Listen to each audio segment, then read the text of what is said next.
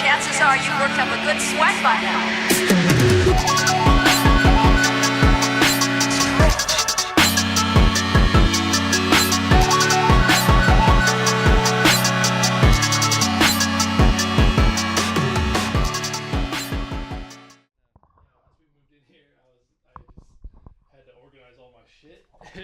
Yeah. Get it all put together, and then I was pretty proud of how this whole look kind of came out. Yeah, dude. This is cool. Thanks, dude. Oh, and this is where you also do photography, like headshots and stuff? Yeah, You dude. got the background? Yeah, so I can like set up the backdrop kind of right here, Yeah. and then just kind of move some shit around, and I can do the headshots in here too. Oh, yeah, dude. Yeah, dude, it all converts. Yeah, that's super cool. Thanks, man. That's Yeah. awesome. How's your day been going? It's been good. Pretty good chill Saturday. Watching some Stranger Things this morning. Oh, because the new one came out, right? It's coming out on Wednesday. Oh, it's coming out on Wednesday. Okay.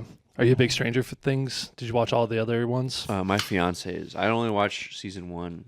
Okay. And then my fiance's like, you gotta watch everything else. Yeah. Because or we're gonna throw a watch party on Wednesday for when it comes out. So Sick, dude. Hell yeah. we're excited.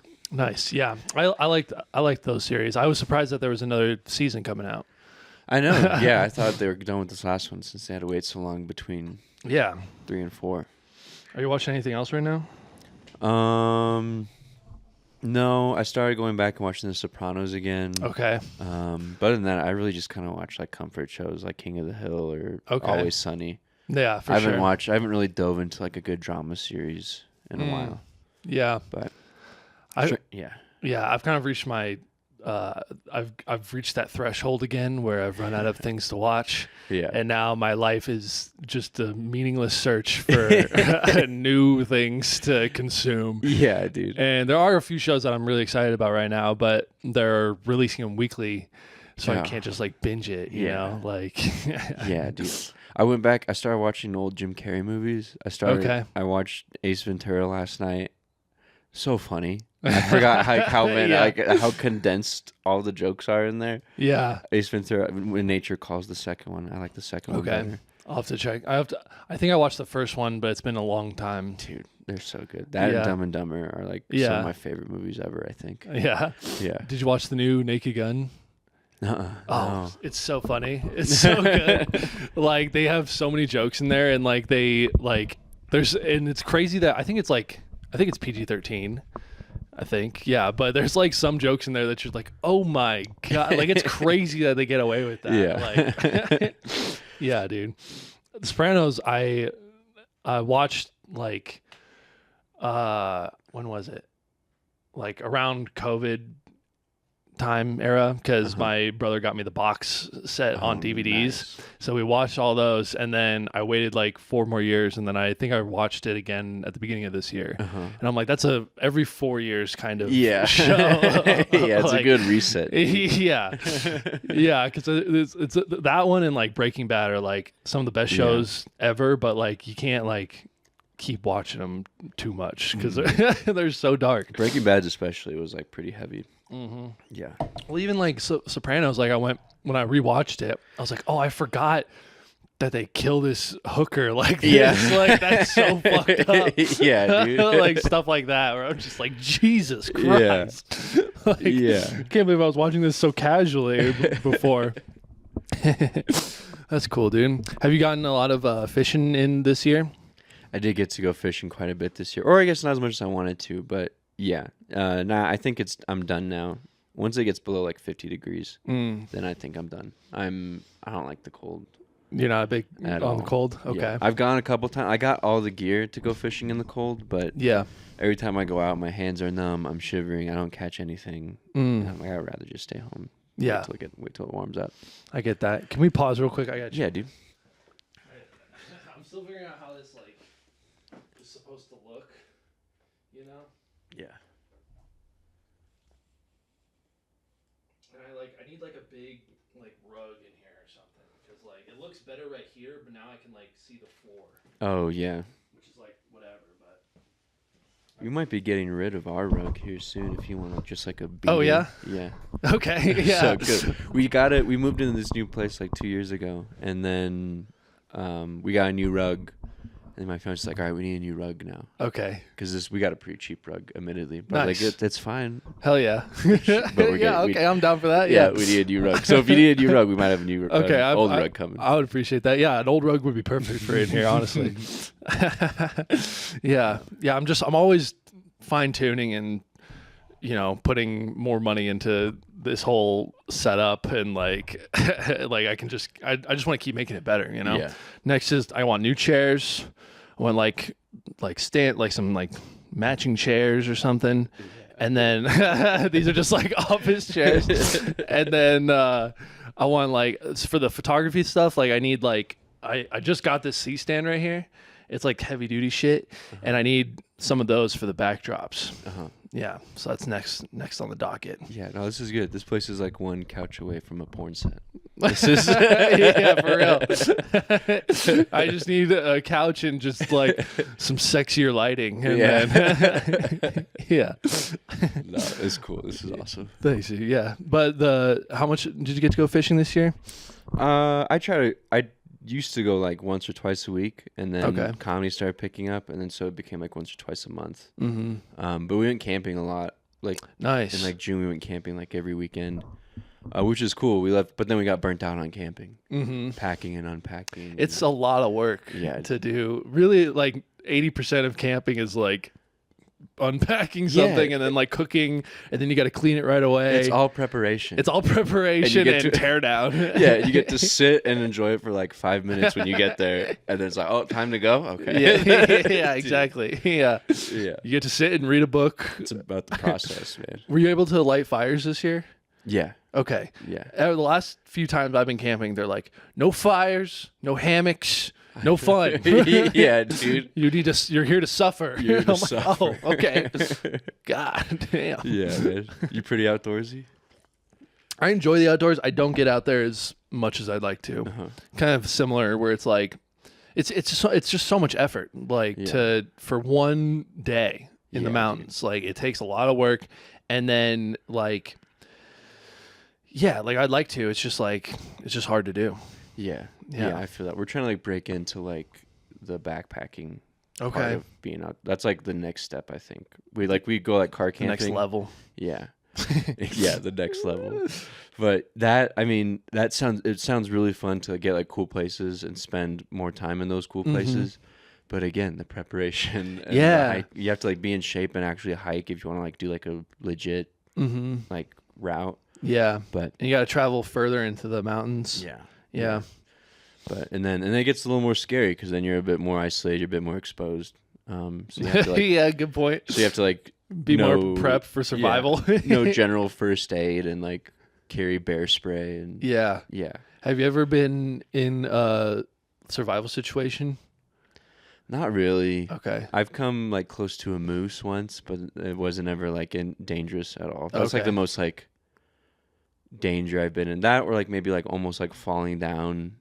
Like to go fishing, especially sometimes you like scramble down like a canyon to get to the river, and like almost like falling down that is probably, but never like where I'm like stranded somewhere. Okay. And like exposed like that. My buddy, he knew this guy that went, it was backpacking or a hunting trip or something, but he went solo, which is already kind of crazy. And then he went when there was a blizzard coming, and he hiked in, I don't know, say 5 to 10 miles, and then slept overnight, snow like crazy, wakes up, there's like 2-3 feet of snow, can't see the trail. All he knows is northeast, west, and south. He has no idea to like how to like get, and so he's like, I know I gotta walk east. And it took him like 1 day to get out there, it took him like 2 or 3 days to come back or something. And he was like, that's the closest I've ever been to death. And I'm like, fuck. That's so crazy. That's scary as fuck, dude. But yeah, usually like I think stuff like that happens when you get comfortable. I always hear like when like especially newbies, if they're starting out and they're aware of everything, right? Then they're like super fixated on like how to stay I could safe. Die. Yeah, like I need to be safe. Yeah. But then once you do it a few times and you get comfortable, that's you're like, I'll be fine. Yeah. That's how that 127 hours guy got, because he went solo. Yeah. And then he didn't tell anybody where he was. And then he's like, I got this. I'm a pro. Like, what could happen to me? And then the worst possible thing happened. Yeah, man. Have you seen this documentary, The Alpinist? I don't know. It's one guy, right? It's one guy. And he like travels the world and like climbs these free solos, these crazy free solos. mountains. Yeah. He like ice climbs and free solos. Yeah. And then he ended up dying at the end of that. No spoiler, but I mean, how could it end any other way, honestly? Spoiler alert, he survives and he never dies. He always survives. He just always lives. God, that's got to be the worst. Like, just that brief second of, oh, fuck. Like, that's all it takes is just, like, you just miss one thing. Yeah. And then you fall. Yeah, dude. You ever been, like, climbing or anything? Or, like, even, like, at a gym? Oh, yeah. I mean, yeah, I love to, like, when I do go outdoors, like, especially when I was a kid and I was, like, in Boy Scouts and stuff and we would camp more, like, my favorite thing was, like, climbing trees, climbing rocks. Yeah. And, like, now, like then I had no fear. Yeah. Like, and now, like, I'll be at work even, and I'll be like, I'll do like some dumb shit. Like I'll like, and OSHA, turn this off if you're listening. But I'll like be on the ladder, and I'll be climbing up like some racks, and the thing that I need to look at is like over here a little bit. So I'll like step off the ladder and hang on to the racks, and like, okay. All right, that's the part number, and then I'll step back onto the ladder and go down. But I'm like super careful when I do, because it's like not that high, but like even from like 10 feet, like you could fuck yourself up pretty significantly. Yeah, and then that's the whole thing. So I'm like, this is sketchy. Yeah, man. I remember being a kid, not being afraid of heights, and then I think it takes like one good fall. Yeah. And then you're like, okay, I understand now. And then you're afraid of heights. And I think people that aren't afraid of heights just haven't fallen yet. That's honestly fair. Yeah. Honestly, yeah. Like anything that people aren't afraid of, it just hasn't happened to you yet. Like, yeah, dude, exactly. Yeah. You're not, Or like seeing, like I didn't get hurt a ton as a kid, but I watched my brother get hurt a ton as a kid. And I was like, oh, fuck. Like, I don't want that to happen to me. Like one time he literally was like in our tree in our front yard, and I watched him like his foot get caught in like the nook or something, and he just went like that, and then he fell out of the tree. And I'm like, Jesus Christ, like it's amazing what he survived. Like it's crazy. Yeah, and sometimes like the worst injuries come from like the dumbest scenario. Like my dad had this coworker that got a bike, motorcycle. Okay. And it's always like a matter of if, not a matter of, or a matter of when, not if you get with a motorcycle. Yeah. Yeah. And he got into like three big accidents. Oh my God. Or at least two. And one of them was like on the highway, and he like skidded across like the highway. He was going whatever, 50 or 60. Fine. Didn't break anything, just got super scraped up. Oh fuck. And then he was in a parking lot, and he was like navigating through the parking lot, and then lost his balance, and then the bike fell on his leg, and it completely destroyed his leg. And that was like, he was like in a wheelchair for a while. Whoa. And so it's like he crashed on the highway, it was fine, and then was in a parking lot, and then destroyed his leg. Yeah. That's so crazy. Yeah. Sometimes like, yeah, just like the simplest, because like especially a motorcycle is so heavy. Yeah. Like it's like deceptively heavy. Yeah. Yeah. Well, I'm trying to think of another one that's like that, where it's like just your everyday like stuff that you don't think about, and then like you're just in the wrong place at the wrong time and you fuck it up. Or even just falling and hitting your head on concrete. Yeah, dude. I slipping on ice. Yeah. Yeah. Dude, I went fishing, and it was the last time I went winter fishing. Okay. It was like this is why I don't go winter fishing anymore. Yeah. It was like early spring this past year. I went with my buddy, and we were walking down to the river. It wasn't a crazy trail. And I was walking down, and he's like, all right, careful, it's slick. And I'm just walking, and I slip on ice, and I fall back, and I slap my head on the ground. And it looked bad. Like I hit my head. Yeah. And I got a concussion before doing like exactly that at a pool. Yeah. You like slip and fall. Yeah. And whip your head in the ground. But I think it's because I have this bun in the back bun. of my head, and I think I see the bun saved my ass, dude. Yeah, because he's like, shit, we have to turn around and like go to hospital. Like, are you okay? And I'm like, yeah, I'm fine. He's like, all right, let's keep an eye on it. I'll ask you questions. Don't fall asleep. Yeah, dude. But then I felt fine. Dang, but that's crazy. yeah, the bun saved my ass. Yeah, yeah. Are you gonna keep the bun? Yeah, dude. It's like a built-in helmet, man. Yeah, for real. Old people should grow man buns. Yeah, the bun and the brim on the hat yeah, has saved me like so many times when I'm like putting my head into like a narrow spot and then like that side and I go, oh fuck, like, yeah, dude. I almost just wrecked myself on this like pole or something. Man. Yeah. Dude, that's so funny. What's the biggest fish you've ever caught, and what's the catch that you're most proud of? So not necessarily the biggest, but like Yeah. I think the biggest fish I caught, it wasn't super crazy. It was a brown trout, maybe. It was less than 2 feet. It was a good size. It was a great fish. It was in this stretch river called the Dream Stream. We went on a guided trip.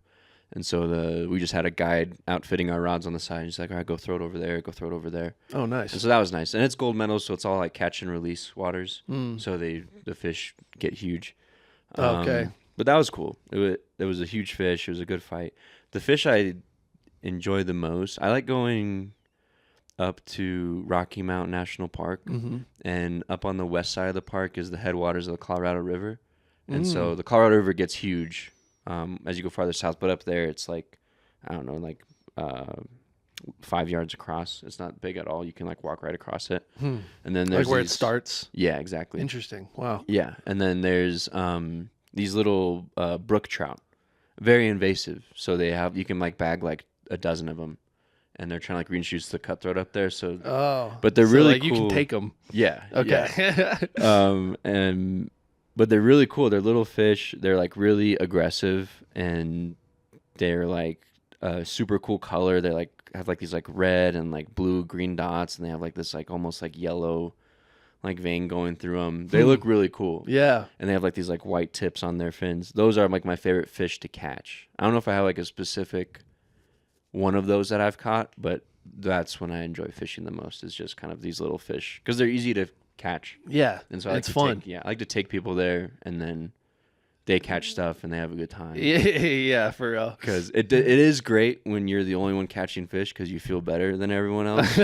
But then the drive home's so quiet, and you're the only one that's in a good mood, because everyone else got stuck. It's like that meme of the guy like looking at the mountain, and then the guy looking out at the view. Yeah, you're exactly, dude. Caught 3 fish today. Yeah, man. And everyone's like, "Fuck this fucking Paul." But Caught 3 yeah. fish today. But yeah, I've been teaching my fiance and she actually likes fishing now. It took her like 2 seasons, because again, you just don't catch anything at first, and then now she like finally like is catching stuff on her own, and so now she's stoked to go fishing, which is huge. Hell yeah. What's like what changes? Like, how come you don't catch stuff early on, and then you do when you're like more experienced, I guess? Usually like something clicks. Like, I think you have to like check like 3 out of 5 boxes to catch a fish. Like, you need to be like at the right depth, in the right spot, like in the right speed or whatever. This isn't actually like an actual lesson, but like once you start, you like figure out how to cast first, and then you're like, okay, I got the hang of casting, but you're still not catching fish. Right. And then you're like, okay, I know I need to cast there, and then you start casting, and you're still not catching fish, and you're like, oh, I need to cast there and be like this depth underwater, and then once you get to that, then it's like, okay, that's enough things that you checked where you can catch fish consistently. And also, it's just like, I think beginners get in the habit of just like trying the same thing over and over and over again. But when I catch a lot of fish, it's because I try like this spot for 5 minutes, don't work, I go that spot. If I get skunked at a couple spots, I'll change something on my line, and so you just do a bunch of just kind of variety. trial and error. Yeah, And you're just like just trying to figure out what unlocks, like, because like the fish are there. They're probably in every spot that you check. But they'll, I don't know, maybe they're picky or something. Yeah. I've been wanting to like make a little reel about that. I think I will, about like comedies like fishing, Where like if you're getting skunked on the river, you're getting bombed on stage. It's just because you suck. So like, I mean, and there's nothing you can do. Just accept it. Yeah, but I mean, like, that's move on. Yeah, that's the truth, man. It's because that joke sucks, and you need a different one. Yeah, that's exactly it. That's so funny. But like, that's counter too, because obviously some jokes do well, but no, yeah. But that's how it is. That is kind of true though. Like, yeah, like you try out like, all right, I got 3 jokes, 3 spots, and like none of them like they're all like okay. Yeah. Or maybe like one will work sometimes, but then it's like okay, change your line, change like just something about it, like change the order of words or like change your cadence or come up with a different punchline or something, and then maybe it'll work better. Like, and sometimes I was like, no duh, this group of old people at this charity event don't want to hear 9/11 jokes. Right. It's like, what are you thinking? Like, why? But that it's interesting how like who the audience is, like is a huge part of how successful like your act is. Yeah. But like especially if like when I watch more headliners and like they may have like more than 45 minutes of material, but like for the most part, like 45 minutes is like a long time to be on stage, and it's like you gotta like me, like not just like what I'm talking about, you know. And that's like a huge part of like what I've seen is like even though like the act is the act that you're touring with, like they're able to like make the crowd like you more, sort of, you know. Yeah, and I think that would be a really cool thing to experience as a comedian, where you get to a point where you're getting the same audience every time because they're your fans. Right. Yeah, they like you no matter what. Whereas like when you're like even people like guys that are headlining comedy works and stuff right now, they have a fan base for sure. Yeah. But oftentimes they're headlining to just a room that they got booked on, and they need to make this random demographic laugh. Yeah, like the headlining spot out New Talent Night. Yeah. Like the worst spot I've ever like heard of. Like you ever like invite people to see you at New Talent, and then like the headliner's someone you really look up to, and then your friends come up to you like, that last guy sucked. I'm like, what are you talking about? He's the best. He's the best. Yeah. Like, no, he's like, I just didn't like him. I'm like, it's like, well, it was the end of the night and they had to do 10 minutes. Yeah, dude. And like everyone just watched 20 comedians go up, and like all the new people are done. Yeah. And like they even have, it's like all new people, and then they do like 3 or 4 A sets, and then they do the 10-minute headlining set, which is like, and everyone's hammered. Everyone just wants to look at their no one's seen their phone. It's a like Tuesday. The entire time. Yeah. Yeah, they're all on a dopamine withdrawal. Yeah, like I feel like there's like a peak like at a certain point to where all of a sudden there's diminishing returns on that evening. Yeah, I think that's I've never gotten to headline a show yet, or I'm not capable of headlining yet, but I feel like I disagree. Oh, thank you. But like I think that's a hard part of headlining, is that you get to a point where the audience gets tired. Yeah. And then you need to find it. Yeah. Just just find the stride again, or keep the momentum as much as you can. Yeah. But yeah, I've noticed that seems like a difficult thing to handle, because it's nice when you're opening and you have like a fresh audience and you have kind of a lot of freedom. That middle spot. Yeah, I love going like 3rd or 4th. Oh, it's the best. Yeah, that's so fun. Yeah, because then you can you're sandwiched. So like there's been like 1 or 2 people in front of you, and you can like riff off of something that someone said or whatever right before you, and then they're already warmed up. So like you can just rip. Yeah, dude. Yeah, dude. You guys hit your 1 year at Beer Barn. Yeah, we've been doing shows for 1 year. It's been sick. Monthly. That's pretty sick. How's it been like cultivating that audience out there? Because like it's a weird spot. Yeah. You know? So it like how do you gather a crowd like that out there? I lucked out with the venue. The regulars at the venue, they just have a really cool core group of regulars at the bar, at the brewery. Yeah. It started as like a homebrew shop. So there's a homebrew shop next door, and during COVID, it blew up. COVID was like the best thing to happen to that shop because everyone picked up home brewing because they were stuck in their house. Yeah. And so with the money they made during COVID times, they opened the brewery like in 2020 or 2021. And so they already kind of had like that community of like the homebrew shop and then all of like the guys there, and then they would bring their families. And so there was like a tight group of regulars. And then we did the first comedy show. All the regulars were super stoked about it. We had like 40 people there. Nice. And then if you get that many people in a room with good comics, you're going to have a great show. Yeah. Especially in that like captive space that the beer barn is. Yeah, definitely. And so once you did that, then we had that first banger show, and then that was like, oh, cool. And then they came back the next one, another banger show, and then just keep it going. Yeah, so just a good combination of like a good group of people that is the audience, and then a cool little tight intimate space where it's a captive audience. There's no bar. You have to like walk inside to get a drink. That's true. Yeah. So like there's no distractions. Yeah. And then you book good comedians, and then it goes from there. So I really lucked out with just getting a good audience right away. Yeah. That I didn't really cultivate. I put up flyers at the brewery, and that's what basically got all the seats in. Yeah, for sure. Yeah, it's cool. So like the homebrew shop was like, they were selling like homebrew kits or something like that. Yeah, like if you wanted to brew beer at your beer house. home. Yeah, Oh, they give okay. you like the hops or the raw materials, and then like, the tools to make it. Yeah. Interesting. Okay, that's so cool. Yeah, it's really those are sometimes like the best like local shows where it's like they already have like a built-in audience and like people who are just like they're gonna be there anyway, and then they're on board with you and what you're bringing to the table, and then it just continues to work. Yeah, it's been super dope. And then the owner, she had a really good idea, Eileen, where she's like, I want my regulars to get into the show for free, and I was like, I want to sell tickets, and then. The age-old question. I want to make money. You just want to have a cool show at your no. Yeah. But can you do comedy for free? Yeah. Could you get everyone to do the show for no money? Yeah, dude. But she had the idea of put a promo code on the posters at the venue. Okay. So that the people that are at the bar that hear about it from the bar, they get in for free. Because they use the promo code. Okay, smart. And so they go online and they say, oh, it's a $12 show. I get free tickets. This is actually like of value. Fuck, that's such a good idea. Yeah. And then you get your normal like 5 to 10 people that heard about it online. Right. And then you still sell those tickets. And then you ask for tips, print out Venmo for tips, and then a little cut from the venue.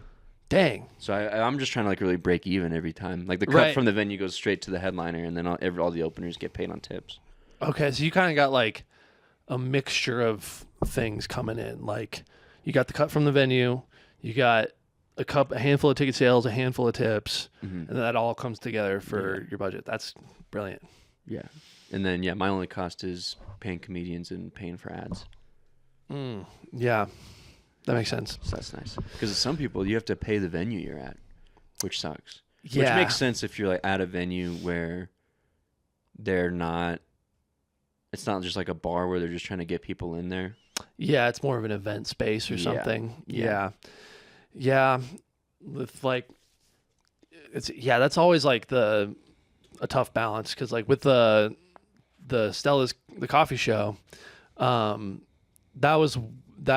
worked for like those. I did it for the like 4 or 5 shows, and I told the event manager, I'm like, I need to take a break for the holidays because I'm like, I don't know how we're gonna like continue to sell tickets without the farmers market there. And it was purely like they would let me use the space like for free, but like all of my revenue had to come from the ticket sales. Okay. Yeah. And like so it's just like I just gotta break even hopefully, and then but if I don't, then you gotta pay out of pocket for that. Yeah. So but thankfully, like it's easier to get people to a show in Denver than in Greeley. So. Yeah, that's also but that show's awesome. That's a great room. So do you have like the same core people that show up every show there, or like a rotating? I mean, for a little while, like it was kind of like a handful. Like there's like one guy here, one guy there, and like you know, like they would take turns, like being like the solid audience member that was always going to be there, you know? But I don't know, things have kind of like changed recently where, like we just have to book for a different, market. Because like with the theater up in Casper, so like it's just more challenging because I'm kind of relying on them to book those dates first, and then I get my dates, so I have to kind of plan around that, and then the audience also has to plan around like when they want to come to Stella's. So it's very inconsistent. So that's been kind of the challenge more recently. Is that monthly?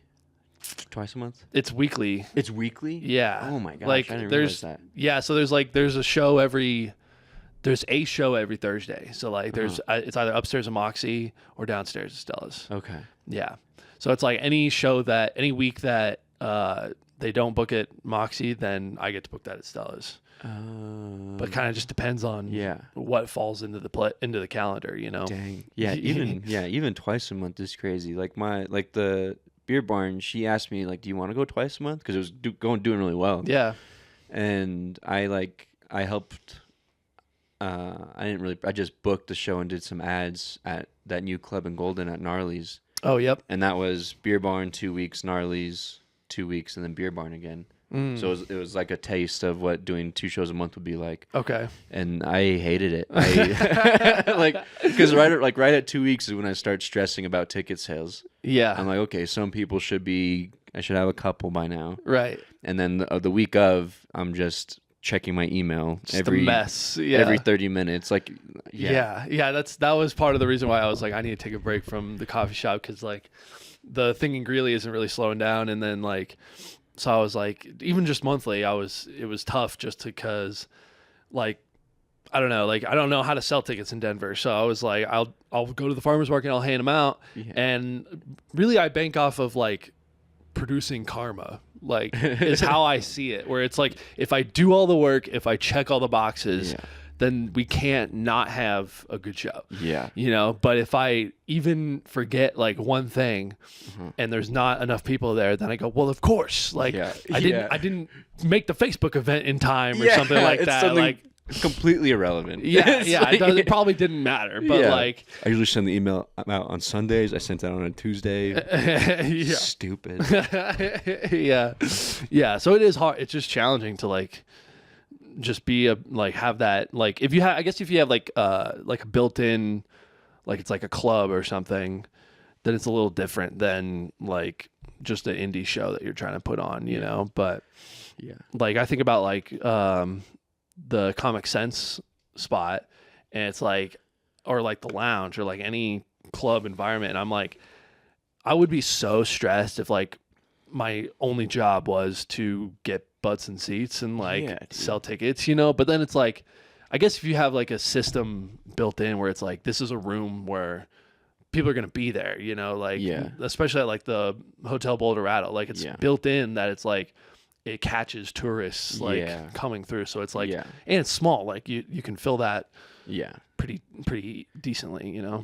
That makes a huge, being able to like have a good show with only 10 people in there, because that helps you just stay way more consistent, because if you have like a nice big space but only 10 people show up, it just sucks more than if it was in a smaller space. Definitely. Smaller spaces always seem to work better for the indie shows, for sure. Remind me what you do for work again. I remember it's like pretty complicated. I'm an electrical engineer. Okay. What does that mean? Do you have tools?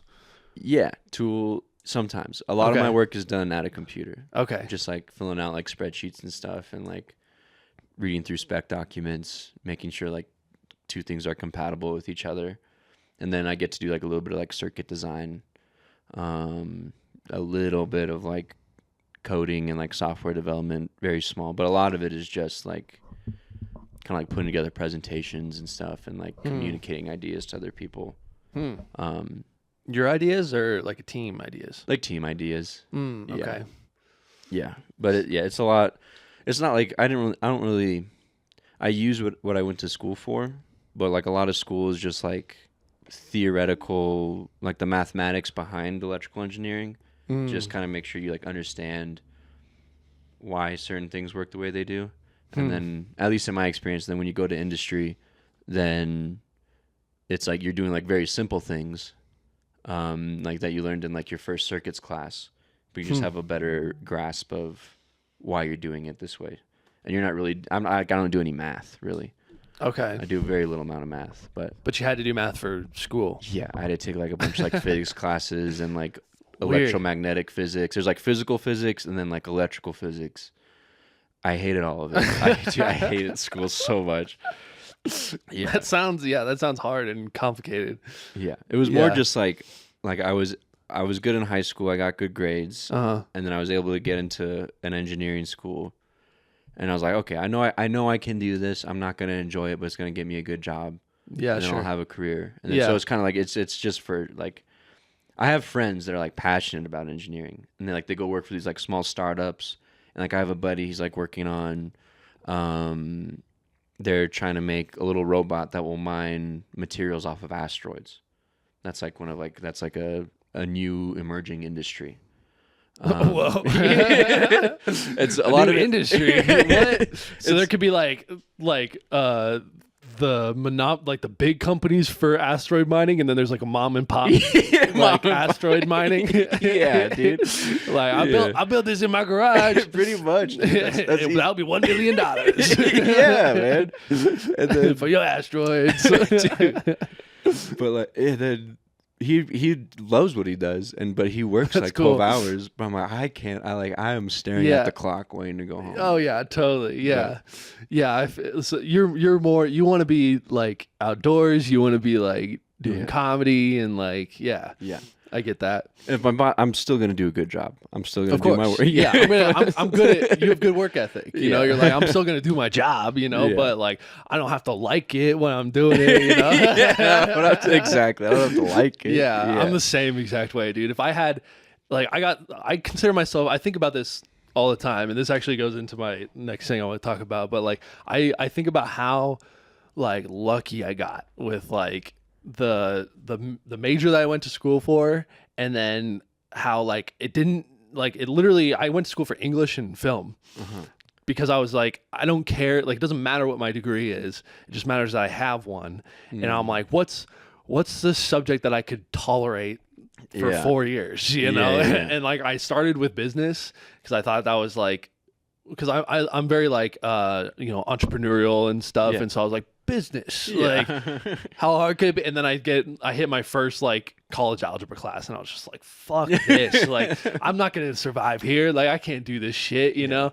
But so I was like, English, like that's so easy, like, and it was like it's like you're supposed to read like 20 books a semester or whatever, but like you read 2 and then you pick one to write your paper about, you know, like that's it, like that's your whole grade. And then just show up to class and be like, it's like that Mulaney joke where he's like, college is just like, I think Emily Dickinson was a lesbian, and it's like partial credit, you know. Like that's exactly what all my classes were like. And then from there, like it's just like it looked good that I had a degree. And then my uncle helped me get this job at a warehouse where I like, you know, I'm not like where no one speaks English. And where no one speaks English and I get beaten every day.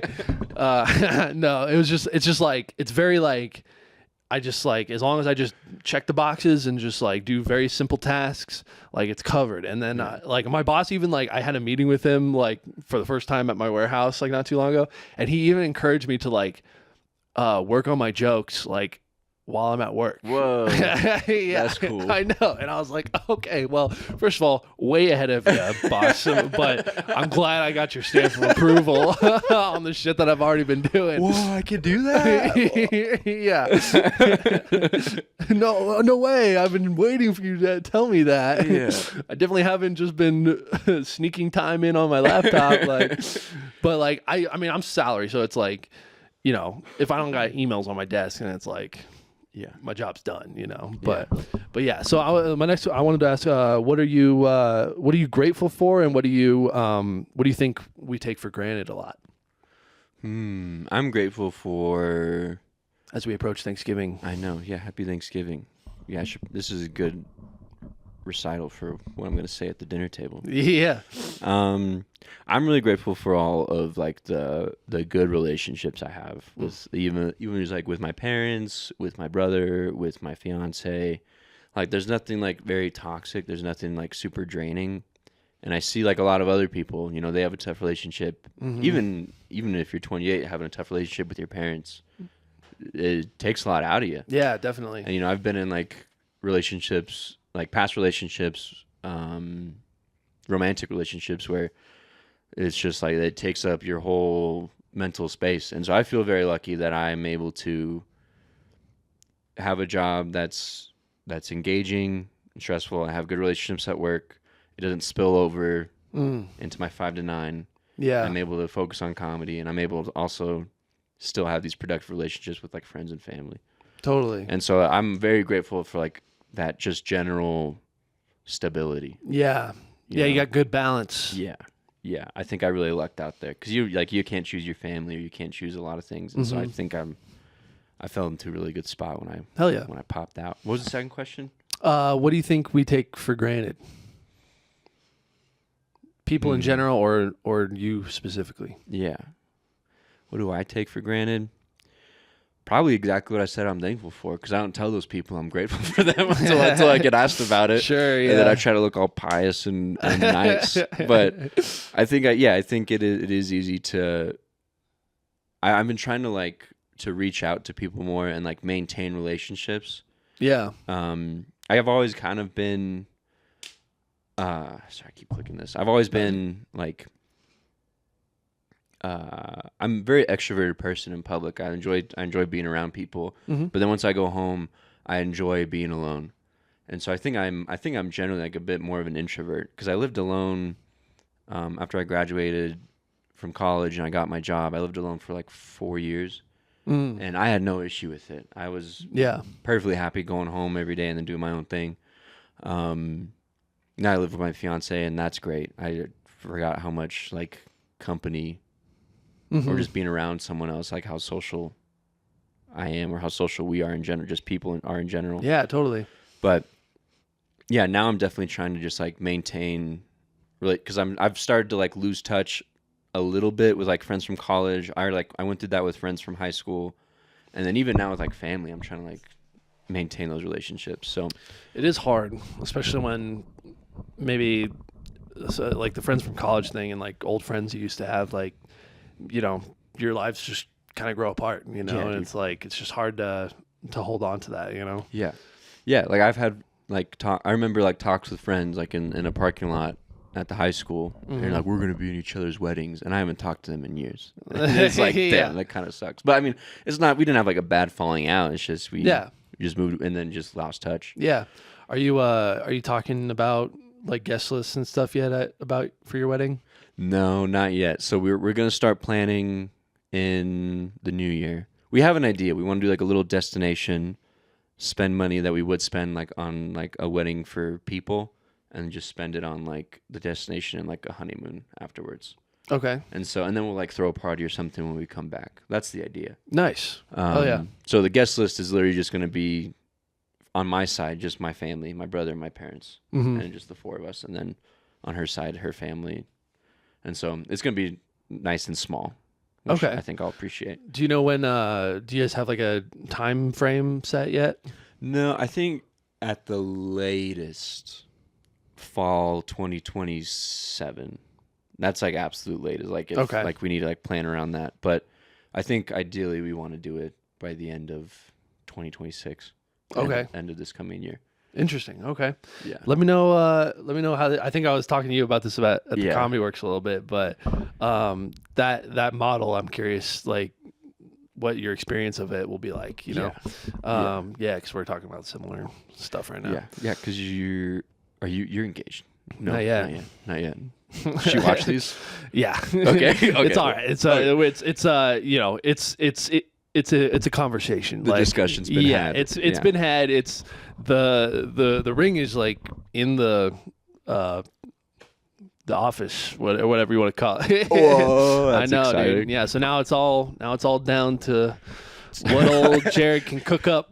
Now it's all downhill. It's all downhill for you. I hate that, dude. There's always like when you tell people you're engaged or something, there's always some old guy. Not even has to be old, just some guy. There's always a guy. Yeah. They're like, dude, oh, don't do it. Oh, you're gonna hate it. I'm like, just because you. I'm like, your wife is standing right next to you, bro. Like, yeah.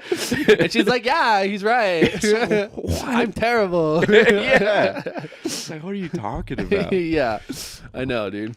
No, like, yeah, more people need to tell me like how great it's gonna be, how like sick and excited they are for me that like I get to plan the proposal thing now. I don't know what I'm gonna do.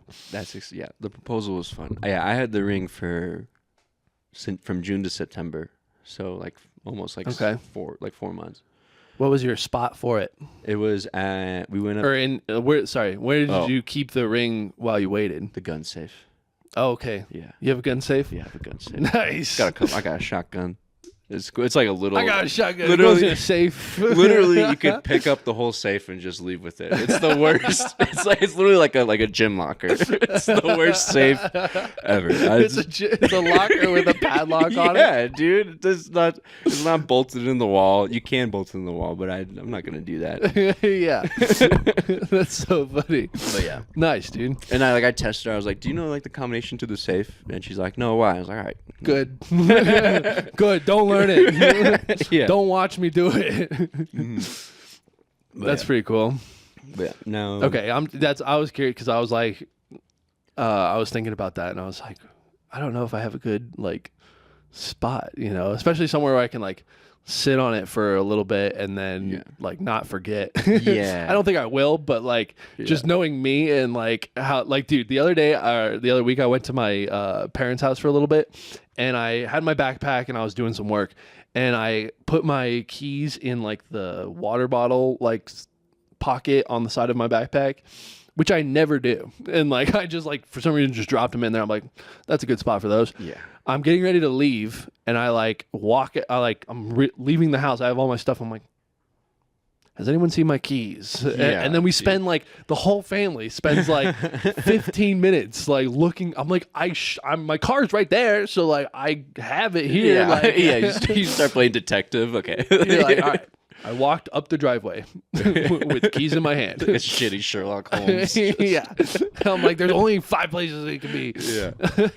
But yeah, so that's the only reason why I was curious. Yeah, I've done that too, where like you put it's with keys or wallet, you put it somewhere, and then in the moment you're like, this is a good place to put it. Yeah. And then you find it, and you're like, what was I thinking? Why did I never put stuff there? Yeah. Like I never used that pocket or whatever. Yeah, dude. It's like when you put something in like your jacket pocket. And you're just like, I'll remember that's there, and then like you don't wear it for like a couple of weeks, and you put it on again, and you're like, oh fuck, that's where that was. Over the summer, like I forgot what it was, but I lost something, and I put on a jacket, and it was in my jacket that I hadn't worn since winter. Yeah, I was like, oh, okay.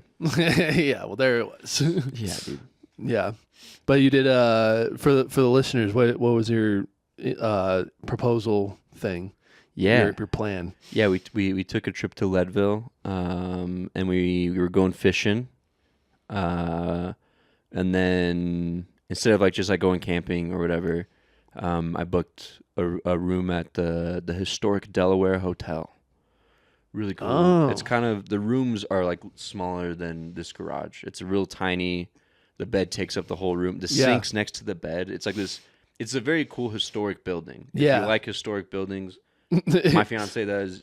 I do. We loved it. Yeah. But the actual like old and quirky. Yeah.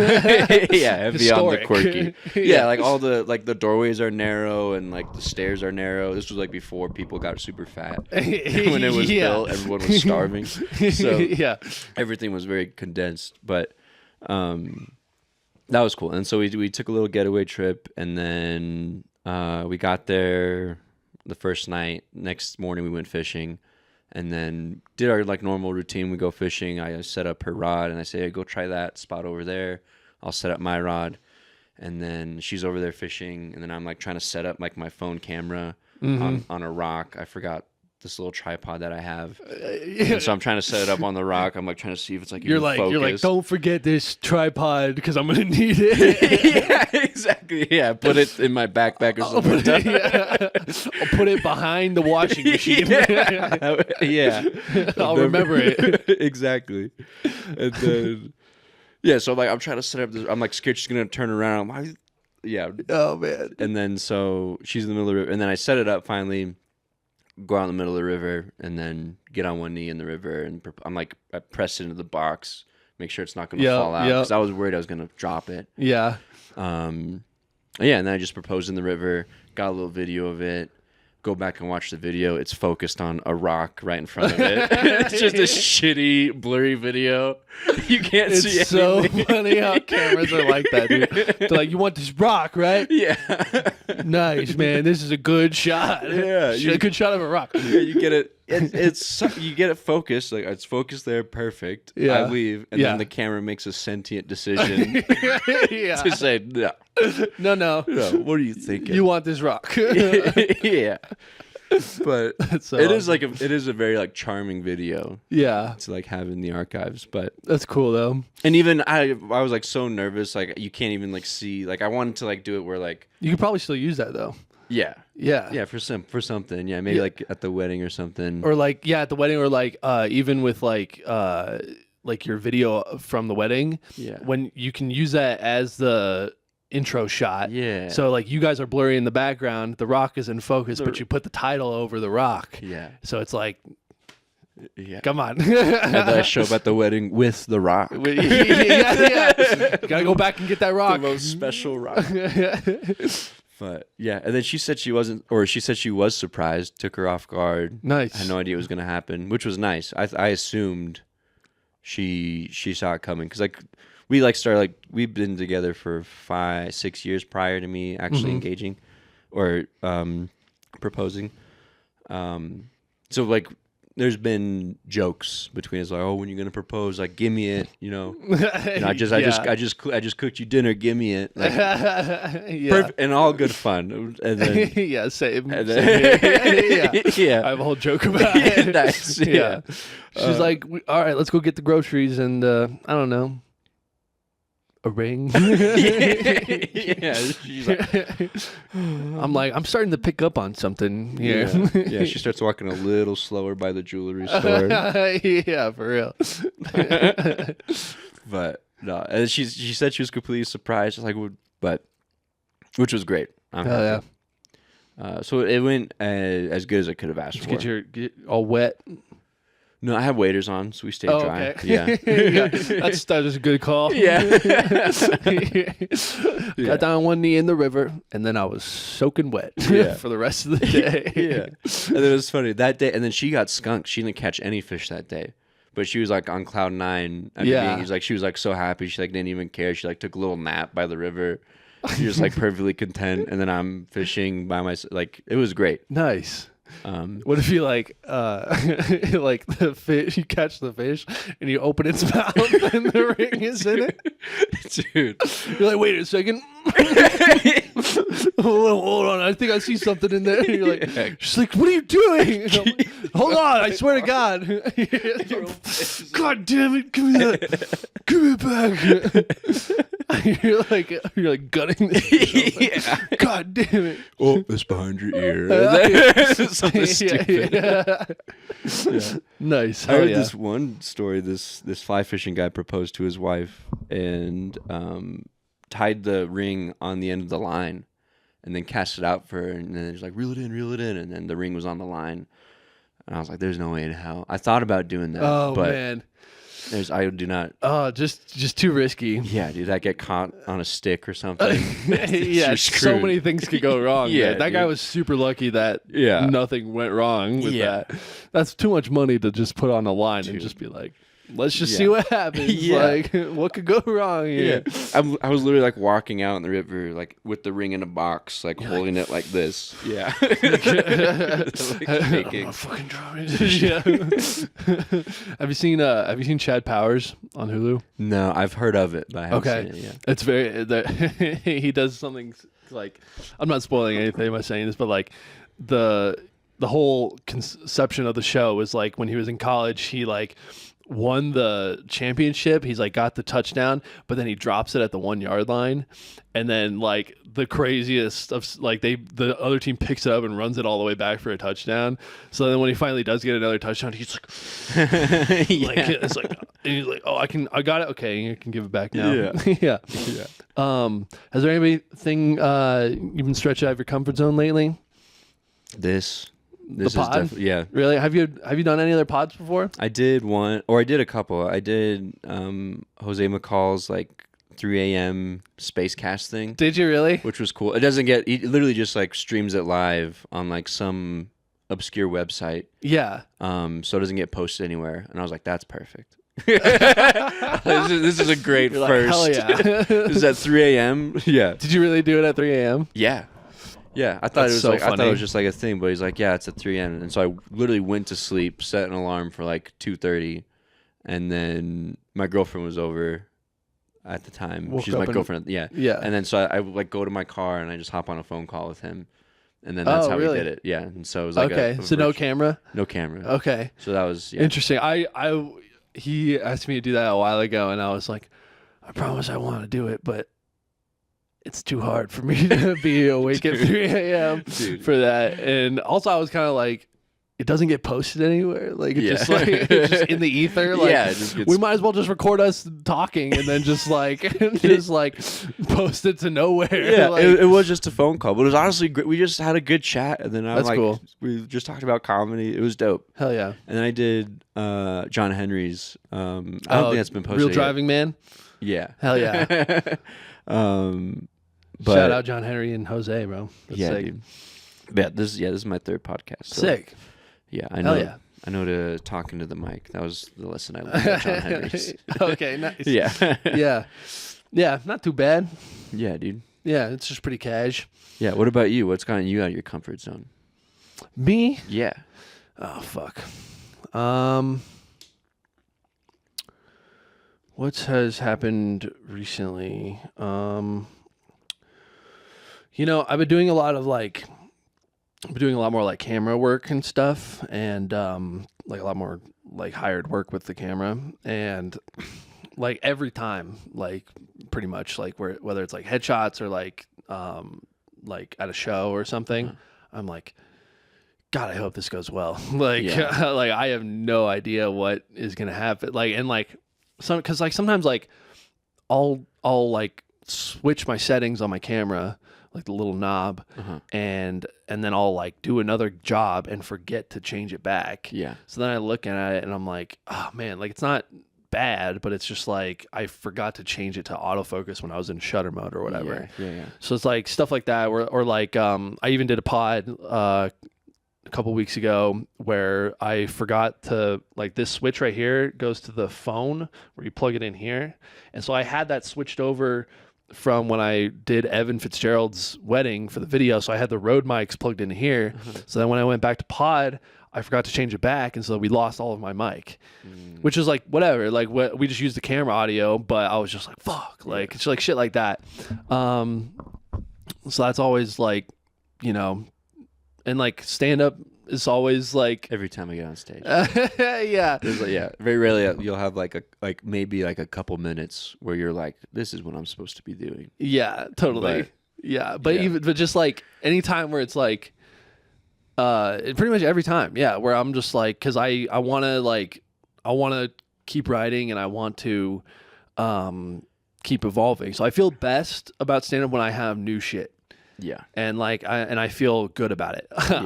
It's the hardest when you've tried the new shit a couple of times and then you're like, okay, like how do I make this better and how do I fit it into a longer set? Yeah. And like that's usually the part where I'm like struggling because like I don't want to sit with a joke that's not like I resist like old stuff or like stuff that's like okay, but because then I'll do it and then it doesn't do like super great and I go, well fuck, like like because I want to have like a full act, like I want to have like a 45 that I can tour with and I can crush with, Yeah. And so when like 20 of that is like super solid or I'm like super excited about, and then like 20 of that is just like, it's okay. Like not everybody, like some people really like it, and like some people are just like, it's just like has no teeth for some people. Yeah.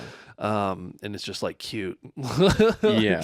Those are the jokes that I struggle with the most. Yeah.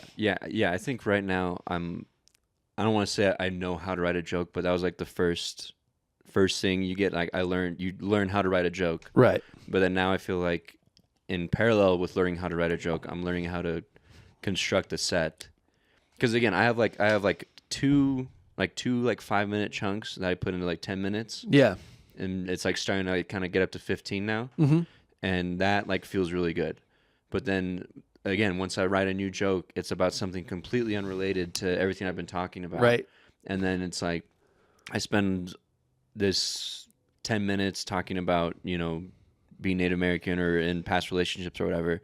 And then you just completely like shift to like a one-liner. Right. And then it's a funny one-liner. It works at open mics. It's great if I can put it in the right spot. But then it just completely ruins the whole flow of everything. Yeah, and like the persona that you're crafting on stage, and like how people are getting to perceive you. Yeah. Like it's very and like I really like I really struggle with just doing like I'm just all over the place. Like I'll just be like because like the way I write, I'm just like I'll have a bunch of those. Like the other day I wrote a bunch of jokes about how I had to catch a mouse. And like the first line is like I had to kill a mouse recently because I owed it $100,000 and it threatened my family, and I had no choice. And I'm like the first time I said it at the open mic, it was so funny and like fun. Yeah. And then I tried it a couple more times, like 2 more times at different mics, and they're just like, because they have no idea who I am. I just go up there and I'm like, I had to kill a mouse because of like something ridiculous and fictional. And I just laugh and I go, okay, well then here's like a more structured and like personal joke about killing the mouse. But like I always start personal and then I go like ridiculous. Like I go like I'm like, I picked him up and he was wearing like a little suit and a tie, Yeah.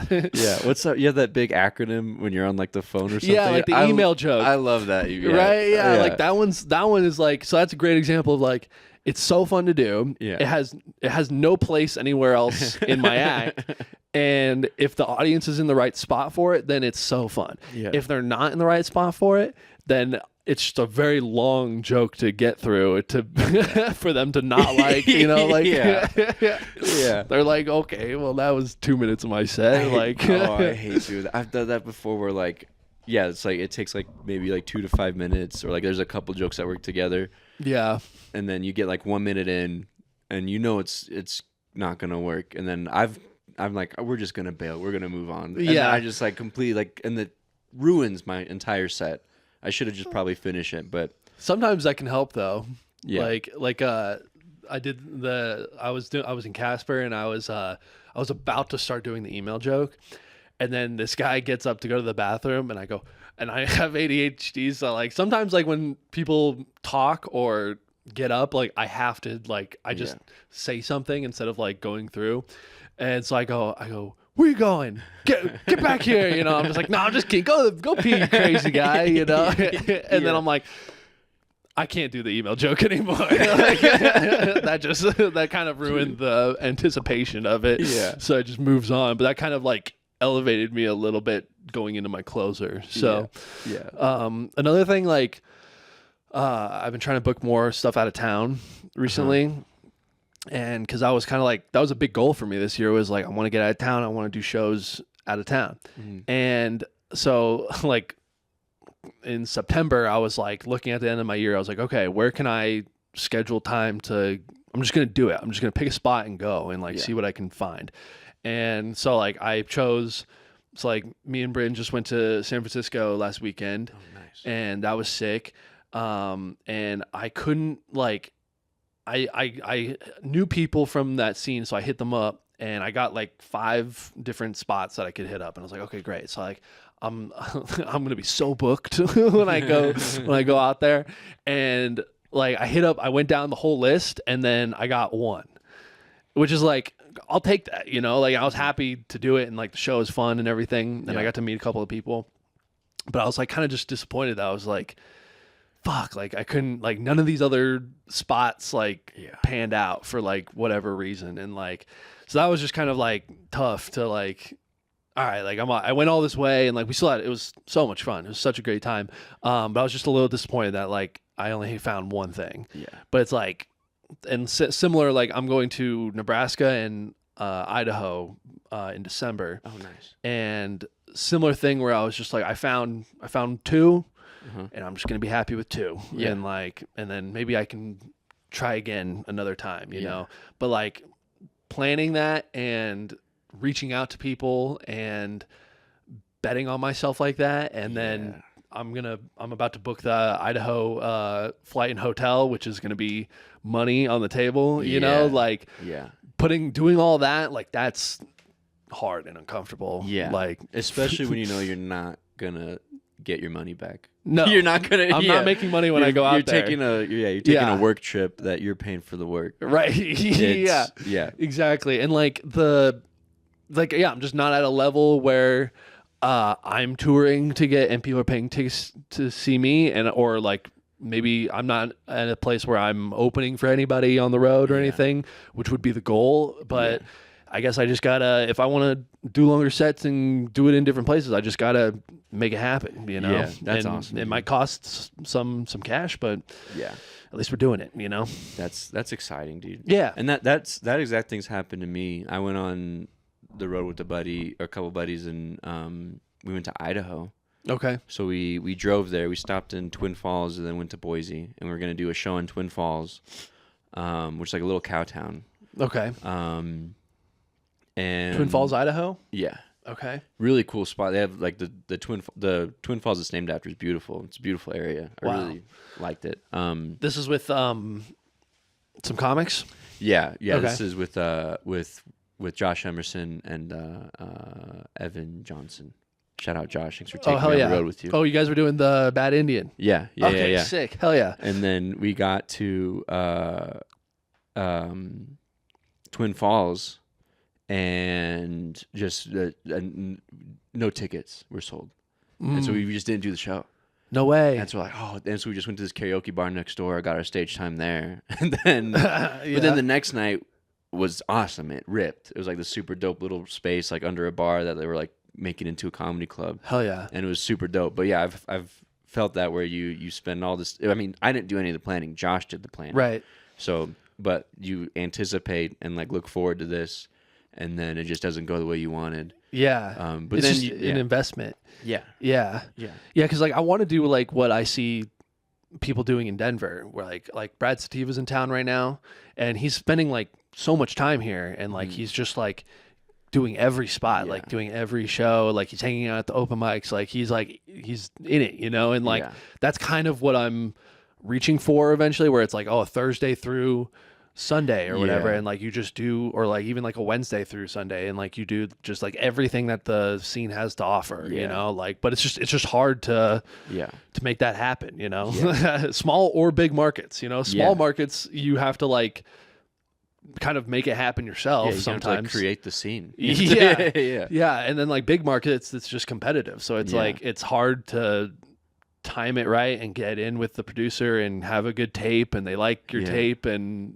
they book you, you know, in like a big city or whatever. Yeah, and I've had like running the beer barn. It's been cool. Like there's been a couple comics that have like called the brewery asking for a spot that are like they're trying to put together a tour, like they Google it and probably comes up. Yeah. And so the owner likes that. She's like, oh, we're getting national. I'm like, these people suck. I watched his tape. He's not who he says he is. Yeah, dude. But other times, like there'll be people that reach out to me and be like, hey, I'm in town these dates. I see you produce a show here. And then like immediately, like I feel myself getting like a little tribal. I'm like, you're from out of town. Like, why should I give you a spot? Oh, really? And then I just like I feel. But if I look at them and the dates line up, usually if they're from out of town, I'll get them a guest spot at a minimum. Totally. But I feel that, and then I've like when I think about wanting to like I've never reached out to anyone out of town and like wanted to book myself or tried to book myself. Yeah. But yeah, I would imagine it's difficult. I would imagine it's like you said, you have like 5 spots you want to get put on, and then one of them will like actually give you one. Yeah. Yeah. Yeah. Because of assholes like me that are running the shows. Yeah. It's just, yeah, pretty much there's an asshole in every town and it's easy to find them. But yeah, dude, it's just it's just a lot of rejection, I think. And it's like, it's not like a firm no. It's always just like, they just ghost you or whatever, and then it's like, well, it's too late now. Yeah, you get with for sure. Yeah, right. But yeah, that's just kind of been how I've been stretching lately, staying stretchy. Yeah, that's cool, man. Yeah, hitting the road, that's exciting. Yeah, for sure. That, and then just like trying to balance it all. Yeah, just trying to keep it all together, you know. Yeah. Insanity. But I haven't felt this way about like doing anything since like high school baseball. Like high school baseball was like the last time I was like, I want to do this forever. Like, really? That was like the first time where I was like taking like my own personal time and then investing it into something I wanted to get better at that wasn't video games, right, or something. Yeah. And so like there was like kind of like this like dead space like 4 or 5 years after I graduated when I was working, and I would go home, and I was going to the gym or hanging out with friends, and it was fine. But then once I started doing comedy, I was like, oh my gosh, this is what I need to be spending my time on. Yeah. And so that's honestly been super cool, just kind of clicked for you. Yeah, having something like, this is what I need to be putting energy into. Yeah, you found a little bit of you got that first big laugh, and then you're just like, oh yeah, I'm gonna be the greatest, I'm juiced. Yeah, of all time. It's gonna happen for me. We're going to this is a one-stop train to the top. This is a one-stop. Yeah, load it up. Yeah, dude.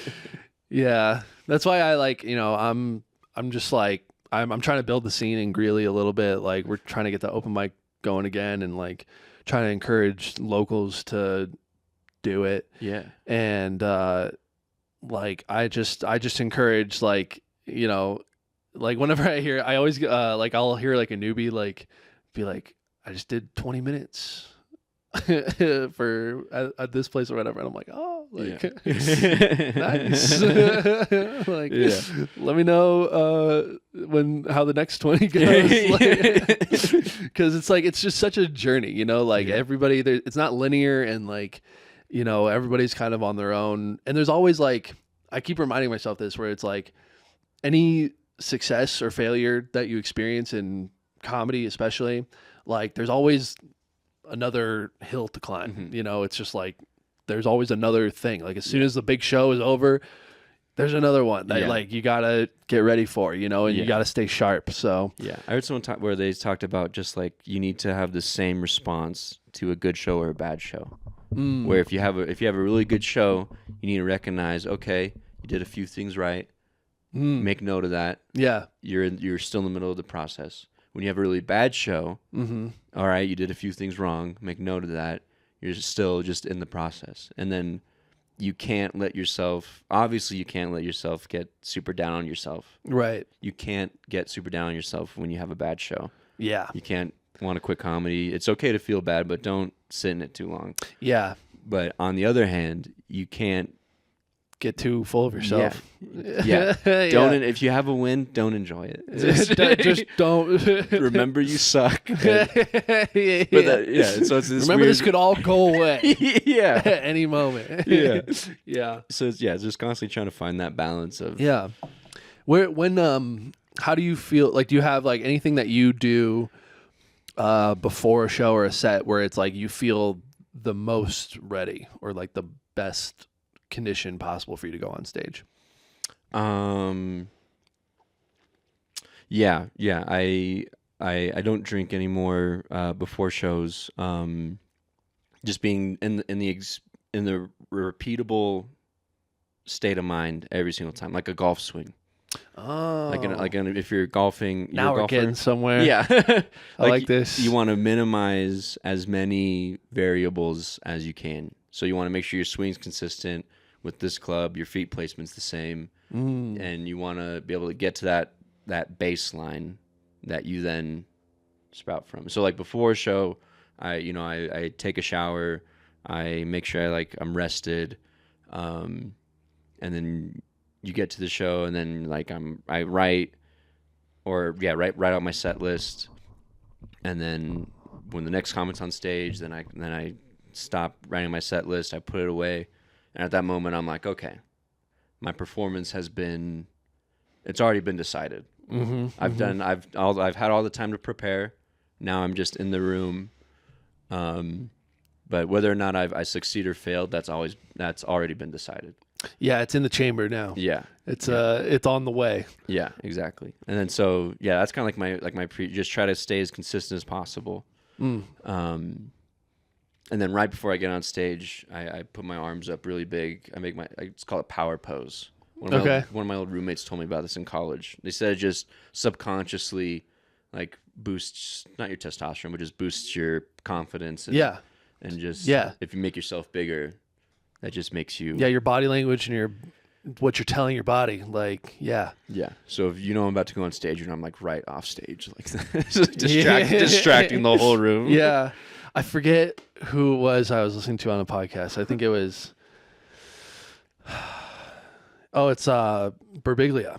He says he says he has a ritual, and he says something really corny about I am the audience or whatever. I forget what he says, but he touches the ceiling and then touches the ground. Yeah. And then sometimes he'll lay on the ground before he goes out on stage. Do you get superstitious if you feel you don't have your joke book in your back pocket, you're off your game? Or this watch. I got a digital watch because I got my mic cut at Comedy Works the first time I went up. Oh, yeah. And I went out and bought a digital watch, and I said, I'm going to get one with the timer so I never get my mic cut again. Yeah. And it's every time I go on stage, I forget to start the timer.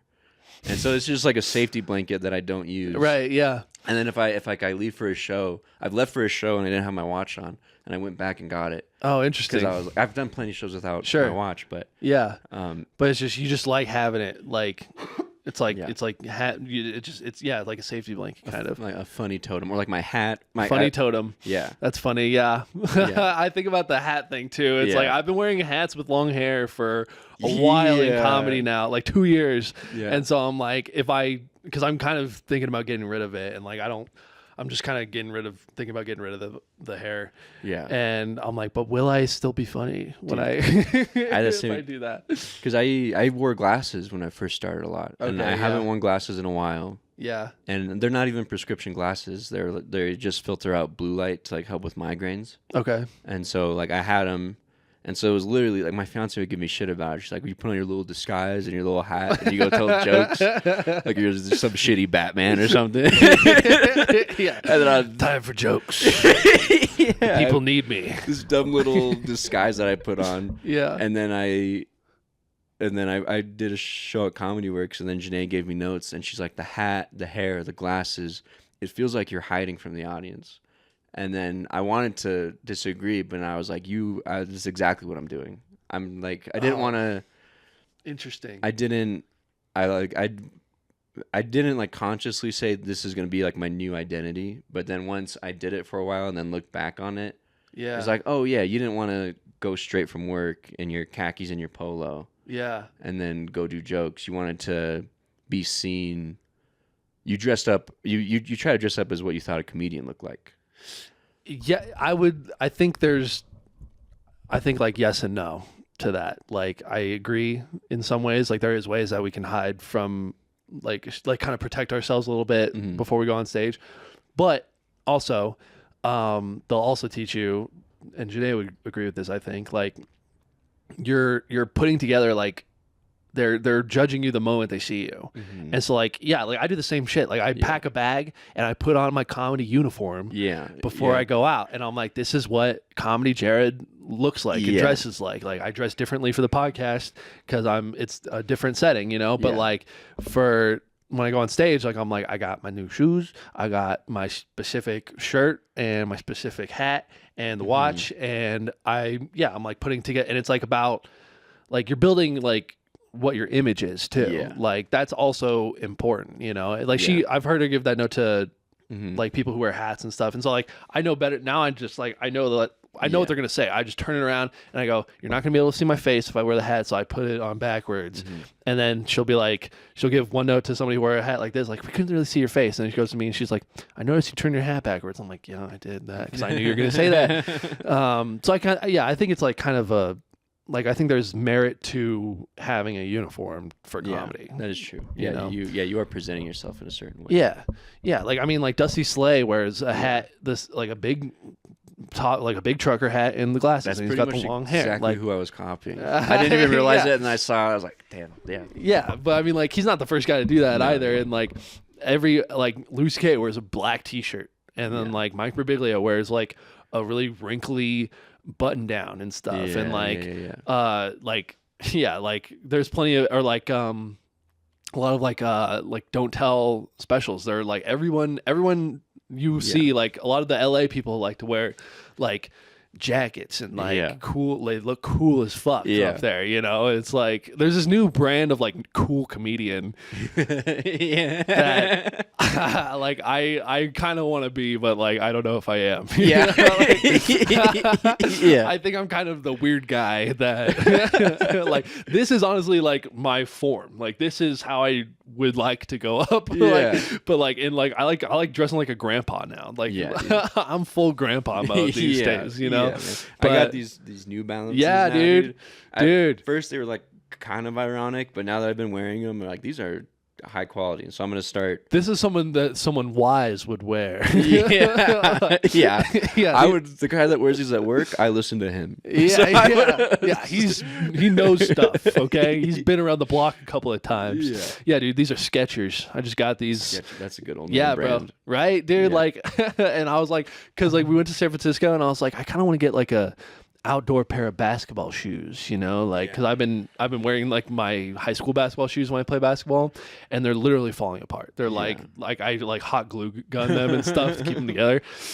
So I was like, all right, like we go to the Shoe Palace, big shoe store. I asked for sizes for 3 different shoes, like expensive like Nike ones and stuff.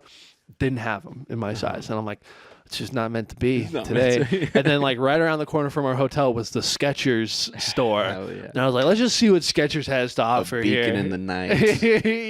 Calling your name. Oh, yeah. And like I literally went in and walked and got 2 pairs for the price of 1 pair of Nikes. I got these and some basketball shoes. Yeah, dude. Yeah, that's the way to go. It's where it's at. I tried to be a sneaker guy. I got like these like they were really cool Air Force Ones. Oh, hell yeah. But then, like, I wore them, and then, like, the rest of my outfit, I'm wearing jeans. It doesn't match. I do my own stunts T-shirt. You know, those old T-shirts. and then I got these, like, crazy big, like, sneakers on. I'm like, this isn't me. Who am I trying to be right now? Yeah. This isn't me. Yeah.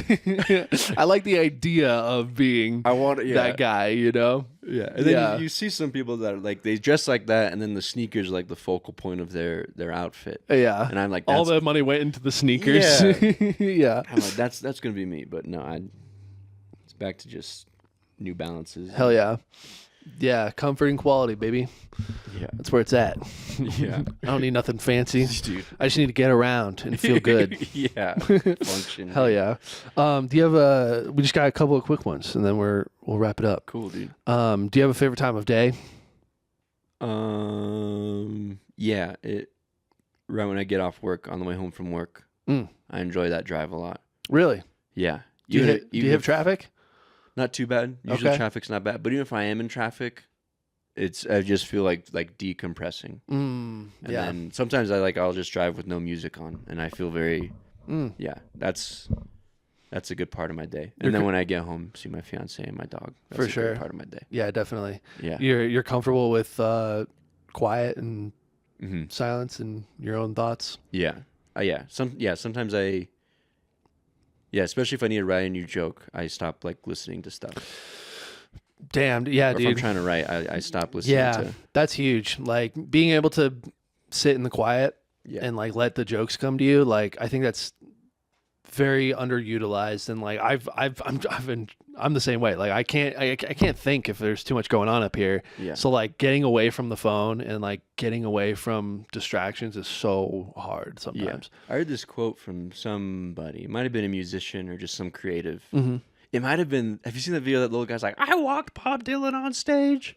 And, No. you know? Okay, it's a crazy video, but it might have been him. Like another thing, he said like you need to listen to the silence from which creativity spawns, or something like that. Yeah, and it's like like creativity does spawn from like silence. Yeah, and like I'll like sometimes I like to say that like I sit down and write. I normally don't. Usually when I'm writing, I'm just like. I have a thought, I jot it down on my phone, and then I try it at an open mic. Yeah, totally. And then if that works, then maybe I'll actually sit down and like write on it for a little bit. Mm-hmm. But yeah, like I can't even like at work I'll listen to music with like no words in it, because if there's words I get distracted. So I'll listen to like classical music or just like beats or something. Yeah. Just to keep part of my brain active over here while I can focus on this. Yeah. But yeah, I do like the silence. Nice. Do you have a favorite road snack if you're going on a road trip? Yeah, I usually sunflower seeds. Okay, you're a sunflower seeds guy. Sunflower seeds. They keep me awake. Okay. Sometimes I get really tired when I'm driving, and I'll doze off a little bit, but sunflower seeds keep me active, keep me awake. Yeah, definitely. Are you so? I don't know if I'm eating sunflower seeds correctly or not. Like I'm like, is this just for the flavor? Because like I'm getting like one seed out of like 10 that I put in my mouth. You'll get 5 calories in 2 hours. Yeah, exactly. I think it is mostly for the salt. It's basically just a salt lick for people. It kind of is, yeah. This is so good. Like I got like the hot, flaming hot chili lime or whatever, and you're just like, yum. Yeah, and it's like just that texture of like the sharp shells in my mouth. Oh like, yeah, and then I don't know afterwards why your I like whole that. cheek is raw. Yeah. My fiance, she'll just eat the whole seed. She like eats it one at a time, and then she just like gnaws it down, and then you get to there. a pulp and then eats it. She's insane, just badass, just like a cowboy, just chewing up sunflower seeds. Chewing up, hard shells. That's awesome. She'll eat a peanut whole, man. Yeah. But I give a shit for that. But yeah, that's funny. She's the first person I ever met that ate sunflower seeds that way.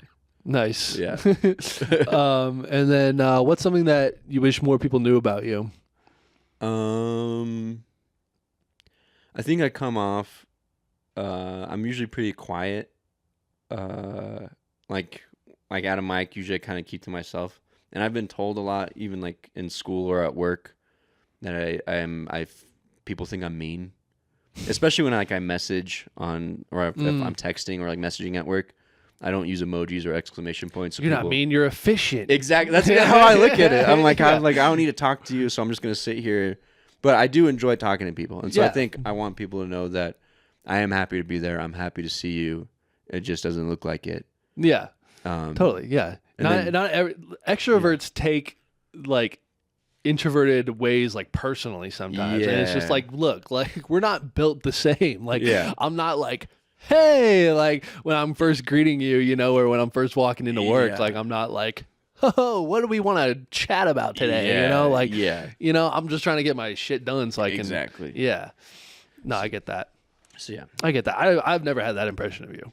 Really? Okay, no, cool. I don't. I like, and I think that like we're on similar wavelengths when it comes to like like I'm reserved at first, but then like I have a lot of energy to give, but I don't just give that out for free. Sure. You know what I mean? Like, and like, and I don't, and so like when I see you, I don't think like he's being really reserved right now. He must be really mean. Yeah. Like, you know what I mean? Like, and no, and then like, when you're around your people and stuff, like you warm up, like, like cool. That's good to hear. Thank you. Yeah, for sure. Thank you. Anything you want to plug? Where can people find you and learn more about you? Follow me at Paul Garcia Comedy on Instagram. Check out the Beer Barn Comedy Show every second Friday of the month. It's at 6 and 40 Brewery in Lakewood. Really dope show. I think that's it. Hell yeah. Right on. Will you say stay stretchy, my friends? Stay stretched. Stay loose. Stay loose. Hell yeah. Thanks, dude. Yeah, Thanks for doing it. Thanks for having me, man. Appreciate it. Dude, likewise.